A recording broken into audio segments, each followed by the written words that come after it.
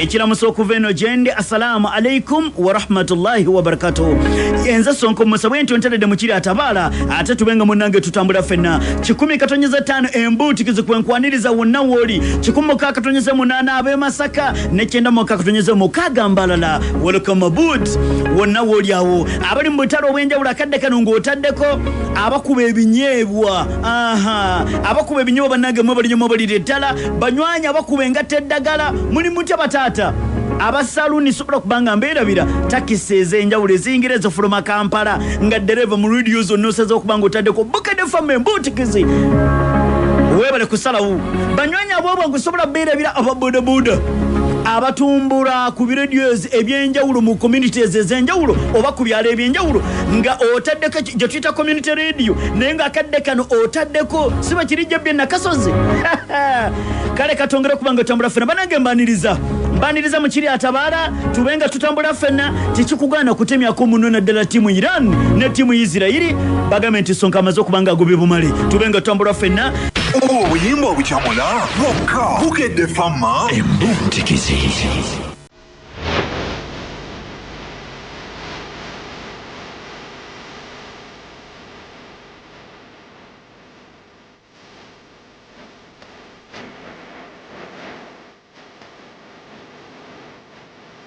Bukkiriza twongere okubanga twebuga katwebuga ensi ya Mukama Katonda eno tulabe ebintu nga bwe bitambula ekiri mu Kenya si kirungi ekiri ku mulirwane Kenya si kirungi poliisi eri mu kwegoba n'abantu ba bulijjo abatandise okubanga beekalakaasa bannansi ba Kenya naddala abavubuka bali mu kwekalakaasa era poliisi eri mu kwegoba nabo bakumye ebipiira okwetooloola ebitundu bya Kenya ebyenjawulo ag'omunda g'enfuna bannansi ba Kenya babadde baagala na kulumba paalamenti ya Kenya nga bagamba ebbeeyi y'ebintu eri waggulu buli kintu kiri omusolo ebintu ebbeeyi eri waggulu baagala gavumenti esobole okubanga ebikkakkanyako era waliwo ababaka ba paalamenti abamu abawulidde nti abantu bali mu kwekalakaasa era okugenda okukkakkana nga babafulumiza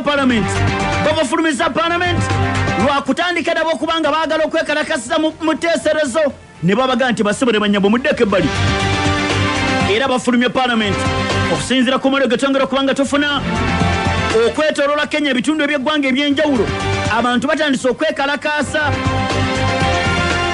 radio ne TV mu Kenya babagambye temudde mubiweereza live era ndowooza singa mbadde mu Kenya bandiga nti kakati oyo aleekaana kyoyo oyo ayogera biki ebyo naye kakati olw'okuba ndi Uganda ate nga ggwanga lyetwala ate nga litebenkedde kankasuke TV munda mu ggwanga erya Kenya babawadde ebiragiro radios munda mu ggwanga erya Kenya katugambe nti radio singa obudde bubadde bwa kiri atabaala nga bwenkuweereza nga tuli mu Kenya nga bannansi ba Kenya bawuliriza kiri atabaala singa baŋŋambye dda nti gwe nno Sonko singa buli omuntu yampisa dda Sonko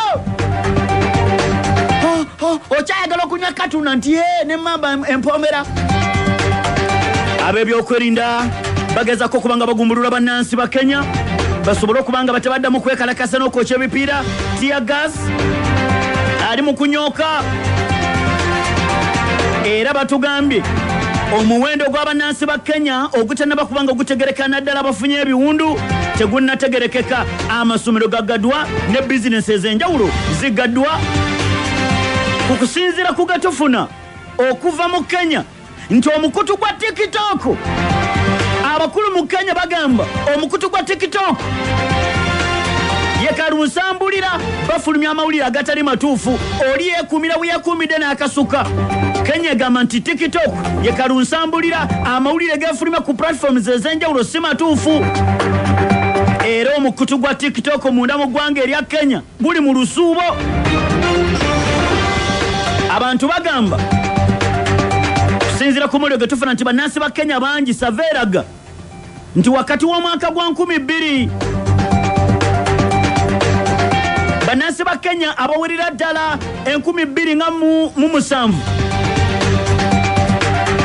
be bali ku online ddala ku bikwatagana ku bya TikTok ebyo kati bategeeza nti ebitundu 5 ku buli 100 information eyongera kubanga ejja si ntuufu kati mu Kenya bagamba TikTok yekoze omulimu gw'amaanyi okubisibwa bannansi ba Kenya. Kakati TV bazigate muda mukubiwereza live, no read babagate muda mukubiwereza live. Esawa yonna President wa Kenya William Ruto agenda kubayogera keri eggwanga, naddala ku bantu okwekalakasa kubeekalakasa babadde sibo baagala kulumba ku parliament. Konze nange kanveewaawo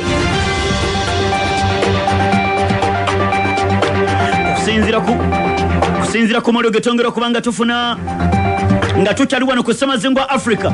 Supreme Court mbunda mu ggwanga erya America bwetyo nayekkiriza enteekateeka za Donald Trump kusengula abantu oba kukugoba abantu abayingira mu America nga tebalina mpapula zibasobozesa kubanga basigala mu America. Naddala abamu kwabo abali mu mawanga gaabwe nga waliyo duka katugomenga mu Libya ne South Sudan. Bannansi ba Libya abayingira mu America olw'enjege yali mu Libya babagambye nti kakati mudde wammwe. Bannansi ba South Sudan abaddukira mu South Sudan olw'embeera nti awakasi nnungi nabo babagambye nti muteekeddwa okubanga muddayo. Jjukira nti ebiri mu Libya ewa Colonel Muammar Gaddafi omugenzi byatandika mu mwaka gwa 2011. Enjega netandika okubanga ejja, bannansi ba Libya abamu ne batandika okubanga badduka okusobola okutaasa obulamu. Munnange ku mawulire gafuna babagambye nti namwe muddeyo ewammwe. Bannansi ba South Sudan nga South Sudan bw'ogimanyi nabo America Court bw'eti egambye batandika okubanga badde ewaabwe batulabyeko kamala. Amawanga gegete mu mukago gwa NATO, North Atlantic Treaty Organization, gatudde mu Netherlands. Mu nteekateeka yonna amawanga gano nga gatudde gali amawanga 32. Omukulembeze wa America Donald Trump yasobodde okubanga mu lukiiko luno abaddemu, wabula ku article number 5 efuga amawanga gano aga NATO nti article number 5 egamba mu ssemateeka avuga ekibiina kino ekya NATO bw'obangawo memba yenna alumbiddwa ku bammemba beegata mu mukago ogwa NATO tujja kubanga tumuyiikira kanywa ffenna. Trump yagamba nti nze eryo etteeka telijja kubanga linfuga. Trump agamba eryo etteeka ye talikiririzaamu. Yagamba nti yadde eggwanga lino liba lirumbiddwa nga limemba w'amawanga ga NATO. Ye Trump agamba kyasooka okutunulira kutaasa bulamu bw'abantu. Sisobola kubanga nzikiriza omusayi gusobola kubanga guyiika, tusobola okutuula twogerezeganye bifo nga tetunaba kubanga tumunyiikira kanywa. Ekyo ekyogamba nti kakati nti balumbye memba w'amawanga ga NATO ffenna tumuyiikire kanywa ng'emmundu bw'esakabbuka wakati wa Ukraine ne Russia. Katugambe nti singa Ukraine ebadde memba w'amawanga ga NATO nti amawanga ga NATO gonna gandibadde gayiikira omu Russia kanywa. Agambye Donald Trump sikkiriziganya nakyo. Era eryo etteeka namba 5 kisinzira ku ndabamu gy'olirabyemu na interest z'olina. Bw'atyo n'agamba nja kusookanga kwetegereza kubanga obulamu bw'abantu kikulu. Njagala nnyo okusevinga obulamu bw'abantu ne sefute so si kutandika kugamba nti bubeefuke ye bw'atyo bw'agamba. Kakati nno ng'akyayogera ebyo Trump balabika tebaamukubira lugambo.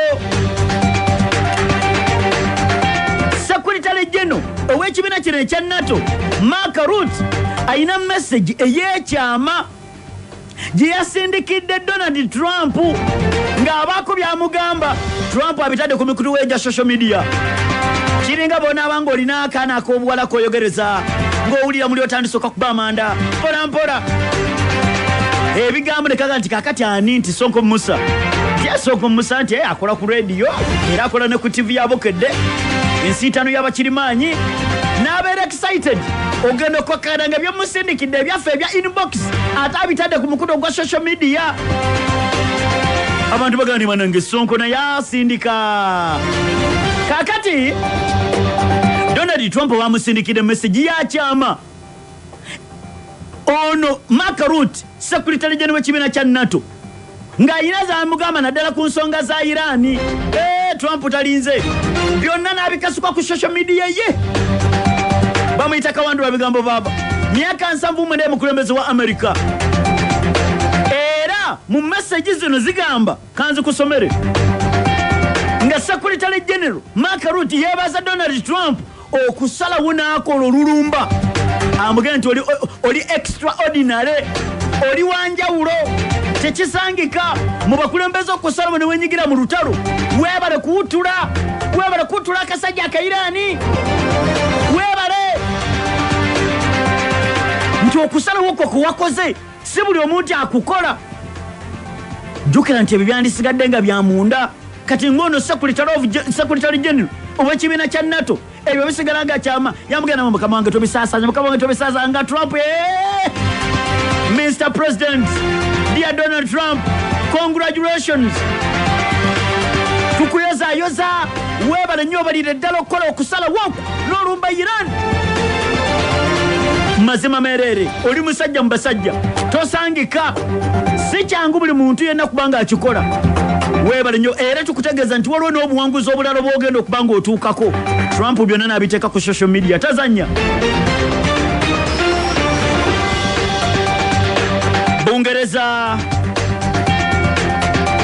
bwete enteekateeka zimaze okubanga zikoleddwa Bungereza egenda kugula ennyonyi y'abasajja mu America ekika kya F-35A fighter jets F-35A y'abasajja mu America Bungereza egala kubanga ejugula nuclear carrier F-35A esobola okubanga yeetika zibbomu esobola okubanga yeetika emizinga Bungereza egala kubanga ejugula ennyonyi zino zeyagala okubanga egula zimizitasuba zizino omukwano gwange erigwa omulungi atuwuliriza abasajja Abangereza bagamba baagala bagula ennyonyi zino 12 zibadde zini ekika kya F-35 nuclear bombers era baagala kuzigula eri abasajja bamanyiddwa nga America basobole okubanga bazirina wabula zirimu ebika waliwo F-35A F-35S F-35B gyesinziira ku kikyoyagala essaawa yonna bagenda kubanga bazigula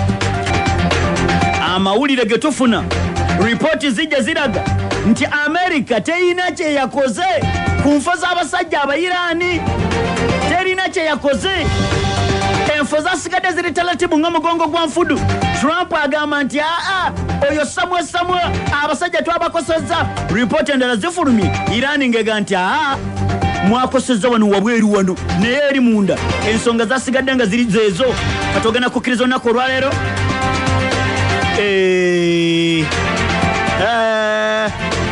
kale genfuna agava mu Iran nina genfuna agava mu kibuga Tehran katono nnyo 10 katonyeze 5 Kampala ne 16 Masaka Bukedde Fama omuziki sonsomola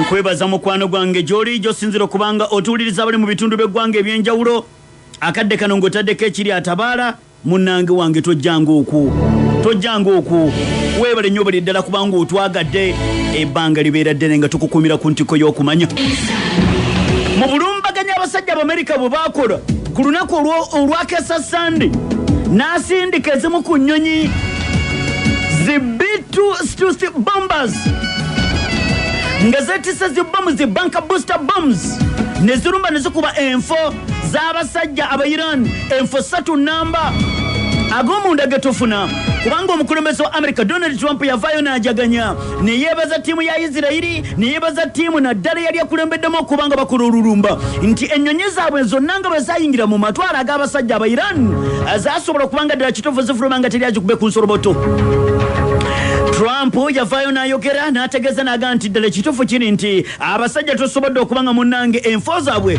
tuzimementudde era tuzisaanyizaawo kati ku mawulire agongera okubanga gajja gategeeza nti bano tebaasobola kudistroyinga US strikes did not destroy Iranian nuclear program nti olulumba lw'abasajja Abamerika lwe baakola terwasobola kusaanyawo nuclear program ey'abasajja Abayirani intelligence bweto bwegamba America eno bo bategeeza nti baasobola okukuba nuclear facilities z'abasajja Abayirani era nga kitegeeza nti Iran ku mutendera kwebadde kubira uranium okubanga atuuse ku mutendo ogusobola okukola ebyokulwanyisa nga ripooti ezibadde zijja zifuluma naddala ez'ekitongere kya International Atomic Energy Agency nga balaga nti abasajja batuuse ku mutendo ogusobola okukola ebyokulwanyisa zisabyalo.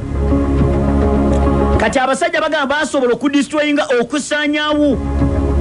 Era Trump yaga nti ekintu twakikolera ddala.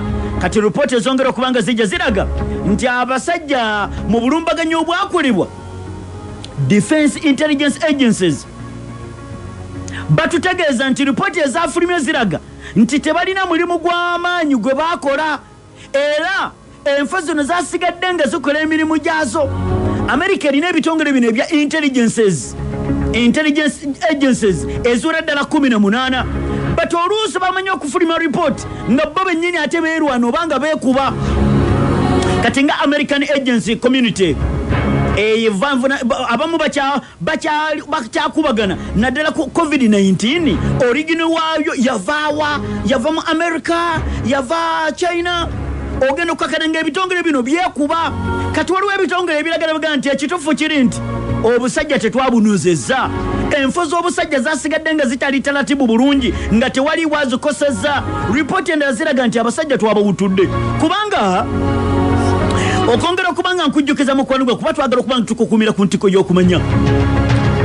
Waliwo ripooti ezongera okubanga zijja okuva ku CBS etali ey'okubulanga emmengo ngamba CBS okuva mu America batutegeeza nti information yafulumye nga batulaga nti ekitundu ekya Fudo, ekitundu ekya Natanz ne Isfahan Lyadde abasajja America bagisuddeko bomu ekika kya bunker booster bombs naye tezasobodde kupenetratinga kusaanyawo ebifo by'abasajja bino. Kulwaki? Kubanga abasajja batugamba nti bunker booster bomb eno abasajja bagiteekateeka ng'esobola okubanga epenetratinga okuyingira wansi mu ttaka fuuti eziwerera fuuti 2 ze meters 61 era nga bomu ya bubbo bagamba nti yasobodde okubanga ereyonozezza omusajja Omuyirani n'amuwulira nti mu nsi eri y'abasajja mu basajja. Kyokka Irani yeefulumya ripooti eraga nti enfo zaffe naddala ekifo kya Fudo osobola okukituukako mu fuuti 2.6 kitegeeza ku fuuti 2 ne fuuti 2.6 bwebanga bomu y'abasajja America yakomye ku fuuti 2 kitegeeza fuuti 6 mu ttaka zasigadde nga tewali azikubye ku nsoroboto nga tewali azikutteko. Meters 9 ku meters 8 ku meters 9 kitegeeza mita 61 dira 8 tolako 6 dira 8 tolako 6 zosigazaawo fuuti zibasigadde wansi mu ttaka kitegeeza nti bomu ebateyina kyekusizza. Ripooti ezijja ziraga nti abasajja tebalina mulimu gwe baakoze era system eya Iran yasigadde nga teryagikutteko. Agomunda gategeeza bwe babanga kino kwagala kunoza Iran bateekeddwa kuba nti ng'oyingidde munda mu sisitimu wabula sisitimu okutuukawo Iran mu nfa zino si kyangu kutuukawo. N'akawuka kennyini nga katambula abasajja baketegereza okuyingiza mu nfa eno si kyangu era n'oluguudo oba katugambe oluggi olukuyingiza mu kifo kino kiri sealed balusiiringa si kyangu kupenetrating otuuka oyingire munda. Abayingira bateekeddwa okubanga ddala Iran ebeesiga waliwo ag'omunda mbwe abasajja bayinza okukola enteekateeka kale wabeewo ayingira bwekuba kwetulusiza yeetulusiza omwo munda basobole okugikuba bwebanga wano yaganye okubanga enozebwa alina okugitulisa alina kugitulisa nga ali munda mu yo mwennyini katugwame mu fakitori oba mu kisenge omukolerwa bino. Ekitali ekyo oyinza obutasobola kubanga abasajja obakola otya ng'obanoza. Kaakati omukulembeze wa America yagamba ki Donald Trump kubanga ne Vice President James David Vance agamba nti tuyinza okubanga twasobola kukuba bulungi abaffe bano nga bataddewo ceasefire kuyirwanagana kuyimirire n'enteekateeka gye bagamba bo bagamba ki?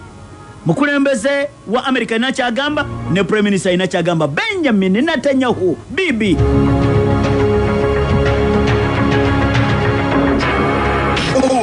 buchamola bokka bukedde famma embutikizi.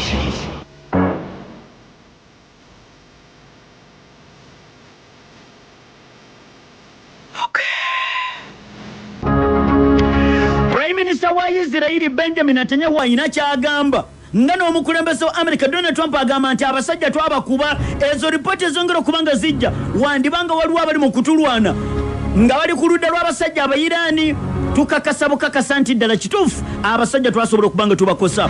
Kakati chairman of Joint Chief of Staff General Dan Cain ono yakulemberamu olulumba abasajja b'Amerika lwe bakola mu kiro ekyakeesa ku lunaku olw'Essande. Ategeeza n'agamba nti kakati tuba tupakuse okufuluma lipooti eraga nti abasajja tubakubye oba tetwabakuba. Jjukira mukama we oluvannyuma lwa lipooti ono gye yamuwa kubanga omukulembeze wa Amerika yali abyota buliro ng'alaba ennyonyi z'abasajja b'Amerika zigenda mu maaso n'okubanga zikuba. Bino mu lutambi ogenda kubanga obyota biriro ogenda kubanga mukwano gwange obiraba just day gwegamba day kyokka gye njanoonya tutegeere wa tutegeka lwakutaano lwa mukaaga Sande naye erinnya ddyo twalifunye ery'olutambi inshallah ngenda kuba nanga wano mbenga nkubuulira. Kakati ono yakulemberamu okulumba General Dan Cain yategeezaaga nti atuba tupakuse era akadde kano tusobola kubanga tutegeera oba twasaanyaawo oba twaddamu ejinze twakosezza. Twetaaga okubanga tufindinga out kati yadde satellite images ziraga waliwo horrors waliwo ebituli ebiraga nti waliwo ebbomu eyakka wansi mu ttaka but twetaaga tususooka tukiwaakadde tulabe ripooti ezongera okubanga zijja eziraga abafu abasajja twabakosa tetwabakosa. Iran yega nti afe emirimu gitambula bukwaku ate tufunangako yadde akagamba nti oba kaakano oba akafuufu konna nti kaakano kayika nti ate akafuufu kabadde ki. Abaffe byonna ng'obiwulira twetaaga okubanga tutegeera Iran ne Isirayiri ani yawangudde kuba Iran egamba twawangudde obusajja Isirayiri naye egamba twajaguza era abusajja twabugunze. Kyokka genfuna Parliamenti ya Iran etudde mu kutuula eweze ekitongole kya International Atomic Energy Agency temuddanga ewaffe babayimiriza temuddanga. Akulembera ekitongole kino Rafael Grossi Iran emugambye nti ne tumala tumulabako yandiwanikibwa Karaba 15 bukedde famma omuziki sonsomola.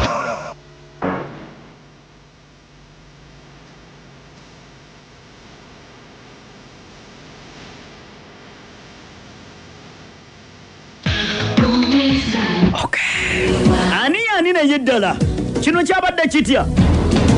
Twetaaga okubanga mukwano gwange tutegeera bano bayinza kubanga buli omu yatwalaganyiza munne entatinda. The Israel and Iran war 12 day ennaku 12 emizinga nga ginyugunyizibwa. Twetaaga tubenga tutegeera ani ayinza okubanga yageyininze kugamba yawangudde kiyinza kubanga kyabadde kitya. Bino wamanga yongera okubanga obitegeera nti bwe lwatuukidde olunaku olwajjo abasatu bano lwaki mbayise basatu Isirayiri nga werekeddwako mu Amerika Iran nga nayo weeri. Twetaaga okubanga tutegeera ku kusinziira ku mawulire agajja bano ababiri okubanga buli omu yabadde atwalaganya munne entatinda the 12 day war olunaku olw'ennaku olutalo olw'ennaku 12 wakati wa Isirayiri ne Iran lulabika ng'olwasiriseemu yadde ng'endagano tebannaba kubanga bagituukako. Prime Minister wa Isirayiri kansooke na mu Amerika omukulembeze wa America Donald Trump lunaku lwali lwa Sunday yava n'agamba nti atuwangudde era olulumba lwe tulumbye abasajja aba Iran tusobodde okubanga tulutuukiriza era ennyonyi zaffe zifulumye nga teri azikubye ku nsoloboto. Prime Minister wa Isirayiri Benjamin Netanyahu naye agamba nti twasobodde okuwangula olutalo luno. Agamba nti okulwanagana kuno okwabaddewo kw'ennaku 12 buli omu alina kye yakosezza munne. Assets ebyobugagga ku njuyi zombiriri byakoseddwa, yadde ebifaananyi ebifuluma okuva mu Iran si bingi. Iran kuba nakati nva kufuna amawulire wano bava kuririizinga kugamba bataddemukko luli baali bateekawo restriction nga toteekeddwa kufulumya amawulire gonna, nga kitegeeza nti ekiri mu Iran Omuyisirayiri n'ekyamukosezza kyamaanyi okuba nti amawulire badde bagalibitinga naddala ku social media zino zi WhatsApp. Iran ebadde ebyo bi TikTok nga tomala gafulumya bwe kityo. Then ne Isirayiri yagenza okuzuka ogamba abantu bange temuddamu kubanga mufulumya ebifaananyi. Zino simu zino zi smartphone zimukwanira wala ebifaananyi ngole batukubye olaba wano. Isirayiri nayo neteekawo restriction nga tomala gabifulumya. Twetaaga okubanga tutegeera kubanga buli omu yagezezzaako okwedifendinga, but buli omu yagezezzaako okwedifendinga naye nga waliwo ebikutteyo. Okuva ku lunaku olw'omukaaga ekiro Amerika nga olutalo luno emaze okubanga erwenyigiddemu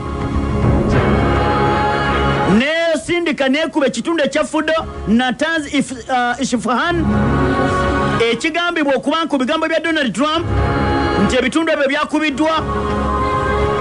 Ne Iran olunaku olwabadde lwa ku Mande ekiro kyakeesa Mande nayo neraga nti erumbye nekuba besi y'omusajja Omumerika. Sibi kino kyo tekiyita kya muzannyo okulumba namba mu nsi yonna mu maanyi ag'amagye nga gwe okwata namba 14 mu nsi yonna mu maanyi ag'amagye tokiyita kyangu. Kiri Omuganda kyagamba nti kasajja katono munnange okanyumira mitala wa mugga. Ekitundu kya kyondo kya Buwarabu singa emmundu yasigadde nga emizinga gikyasekebuka gikyatwalizibwa oba olyawo ekyondo kya Buwarabu kyandibadde kikyali mu ntata era nga kikyali mu kaseera katali kangu. Trump okuvayo okulangirira ceasefire kyaleesewo kakalembereza wabula mu kalembereza nga essaawa nnya tezinnatuuka buli omu ayimiriza okulwanagana emizinga gyanyugunyisiddwa ballistic missiles okuva mu Iran n'okuva mu Isirayiri. Buli omu ng'alaga munne amugaa nti nedda ssebo nange kaakati bwe nti bwendi abaffe. What did Isirayiri achieve? Kiki Isirayiri kye yafunye mu lutalo luno ekisookera ddala okuva ng'ennaku z'omwezi 13 omwezi ogw'omukaaga guno gwe tulimu Isirayiri yakurosinga red line bwe yasalawo okubanga ekuba nerumba nekuba ekifo kya Natanz, ng'ekifo kino ekya Natanz kiteebereza okubanga Iran erina ebyokulwanyisa byekolerayo. Omuyisirayiri n'alumba n'akikuba. Ekitundu ekya Isfahan nuclear technological complex abasajja Abayisirayiri ne balumba ne bakuba. Kino kyabadde kimaze okubanga kiraze nti abasajja Abayisirayiri babadde balina ekibali ku mutima nga balina okutya, babadde bawangalira mu kutya ebbanga lyonna. Babagamba nti eno achievement y'amaanyi okuba nti atiisi kale yadde koko pressure ebadde esusse Isirayiri ekitwala nga buwanguzi kubanga abasajja si kyangu kubanga obasuuzizza nti era kale bwe tuba nga tusobodde kubisaanyaawo era kale kinaabatwalira akadde okuddamu okkola repair. Okuba nti Isirayiri egamba mu ggwanga lya Syria babadde waliwo ebikolebwayo nga by'abasajja ba Iran nabo baalumba ne babikuba. Eyo mission tuba tugituukiriza. Netanyahu agamba ng'ennaku z'omwezi 18 omwezi ogw'omukaaga bayongera okunafuya wakati mu kubanga bakuba ewali emizinga gy'abasajja aba Iran. Emizinga gino gibadde Netanyahu nagyo tegimusuza bulungi nga tegimusuza bulungi naga nti bannange tukoze tutya emizinga egyo baana abandi awo nfuluuta nga saalambisa ogenda okukakkananga bulangiti omuzinga gugiyiseemu. Agamba nti emizinga gy'abasajja aba Iran twasobodde okuba nga tugimementudde.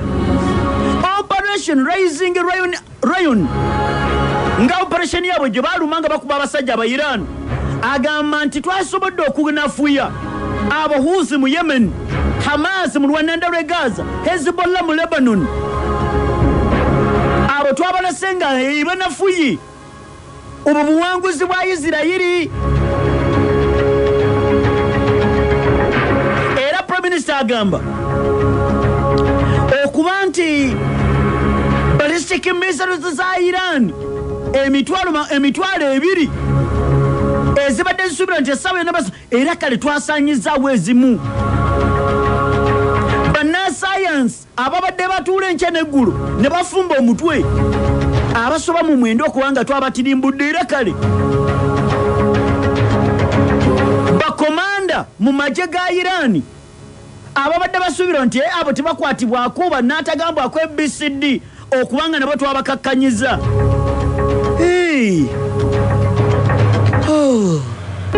Ekyo kikowa kissa twetaaga tutegeere bw'obanga obiwulira ebyo Israel nga bwegamba. Did Iran manage to defend its nuclear program?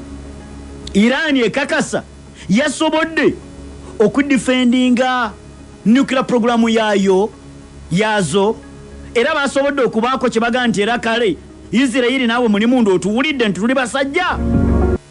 15 Bukedde Fama omuziki sonsomola.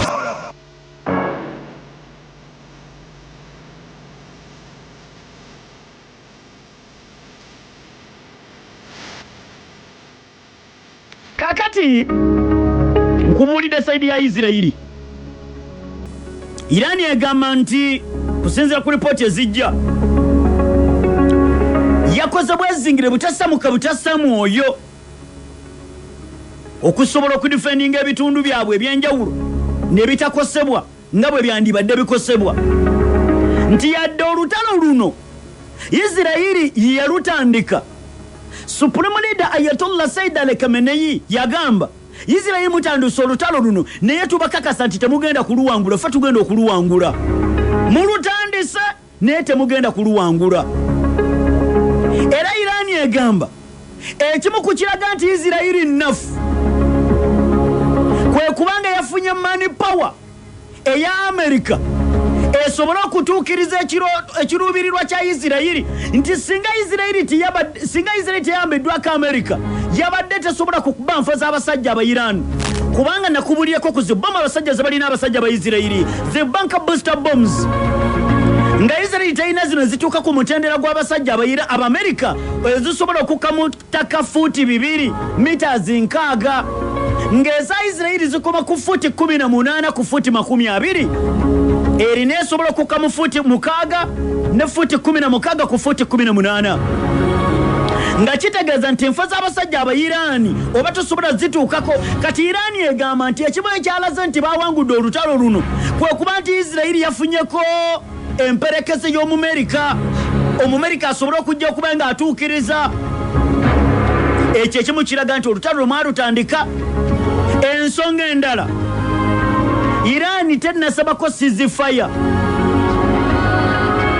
Irani egamba tetunnaba kwogerezeganya n'aggwanga lyonna ku kikwatagana ku kya ceasefire. Twawulidde buwulize tugaa nti muwuliddemuko omusera mizenga mugiwulidde. Irani egamba nti enfo za Isirayiri ez'ebyokwerinda ez'enjawulo zakoseddwa nga muli n'ekitongole kya Mossad ekikulira bambega mu nsi yonna oba katugwe mu Isirayiri. Kitongole kya bambega ekya Mossad mu Isirayiri abasajja aba Irani bagamba nti twakikosezza naddala offices ez'enjawulo, military bases eza Isirayiri. Bw'ogenda mu kitundu kya Haifa Isirayiri yalekeddwa ng'epookya ng'ebintu bingi ebyakoseddwa. Kukikwatagana ku nfa 3 Irani egamba nti olw'okuba enfa ezo twaziteeka wansi mu ttaka kyatuleetedde okuba nti lwadde bano baayagadde okugisuulako emizinga oba bomu naye tezasobodde kukosa oba kale tezasobodde kutaataaganya. Wayinza okuba waliwo obuvune obuliwo naye munda system yasigadde nga weeri namu. Egimu ku mizinga gyaffe gya shocking kyeki gyakankanyiza Isirayiri ne America nga babadde tebasuubira nti emizinga egyo tugirina. Era kino kyekireetedde ne Speaker wa Parliament wa Iran okugamba hands on trigger. Engalo zaffe zasigadde ziri ku manduso. Engalo zaffe zasigadde ziri ku manduso nga tulabula omulabe okuddamu okututambaala. Tujja kuddamu tukuyisemu oluki. Muhammad Bagal Kalibaf ye Speaker wa Parliament wa Iran ategeeza n'agamba nti engalo zaffe zisigadde ziri ku trigger. Omulabe waffe twamukubye tukakasa munda mu ye ayinza obutavaayo kwogera naye akakasa bukakasa nti abasajja balina machines. Our advanced multiple warhead variants armored drones zaffe nazo baziwulidde bategedde nti gye ziri. Abasajja balina zimu ku drone bagiyita one way drone. Bwegenda tedda kye bagisibye kubaga nti gendera ddala. Oli waga nti toyisa mu biryo byange, toyisa mu kiryo kyange. Iran ega nti emizinga gye twakubye omulabe waffe yabadde tamanyi nti tutugirina. Iran shocked enemies on the last minute ne ku ssaawa esembayo. Mizinga gye twaba babise bagiwulidde. Kakati our hands on trigger. Engalo zaffe ziri ku manduso. Kino kyekireetedde Parliament y'eggwanga erya Iran ekkiriza ekiteeso ekireeteddwa ababaka ba Parliament ne bawera. Enkolagana ya Iran n'ekitongole kya Atomic Energy Agency. Iran egambye ekitongole kino kya International Atomic Energy Agency kigenda kulwawo okudda mu Iran. Wateekeddwa okubeerawo okwegendereza okw'amaanyi okuddamu okukkiriza bano basobole okubanga bajja mu ggwanga lyaffe. Babayimiriza nga bagamba Speaker Parliament agamba owa Iran nti kyatwewunyisiza okubanga ekitongole kino kyaganye okuvayo okuvumirira Isirayiri ku bikolwa ebyakoleddwa ne kigaana okuvumirira America ku bikolwa ebyakoleddwa. Bagira babeere waabwe, bagira babeera mu mawanga gaabwe. Rafael Gruz Iran emuweze taddamu kuyingira mu ggwanga lyaffe until further notice. Agira abeera yeeyo. Kati nno wenjogerera bino Iran egenda kwogera kuki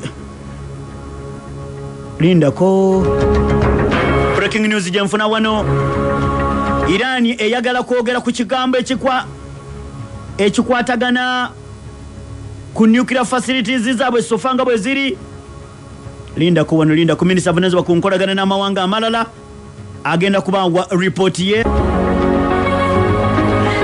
Okusinziira ku mawulire genfuna wano Prime Minister wa Isirayiri Benjamin Netanyahu bibi yebaziza President wa America Donald Trump n'amugamba oli musajja mbasajja gwe wabala kutubeererawo. Ekituufu kiri nti oli tiimu Isirayiri oli musajja mbasajja. Benjamin Netanyahu amugenda amugamba nti kyekyo nkukakasa bukakasa gwe Sonko nti wangi kijja kutwala ebbanga ddene Iran okuddamu okuzimba byonna byeyinza okuzimba. Bw'eba yakukola bbomu eya nuclear oba ebyokulanyisa ebya nuclear kijja kutwala ebbanga ddene. Obutasobola kubanga baddamu kino okubanga bakikola kiyinza obutaba kyangu. Netanyahu yagamba. Trump agamba nti bbomu gye yasudde oba ze basudde ku basajja aba Iran.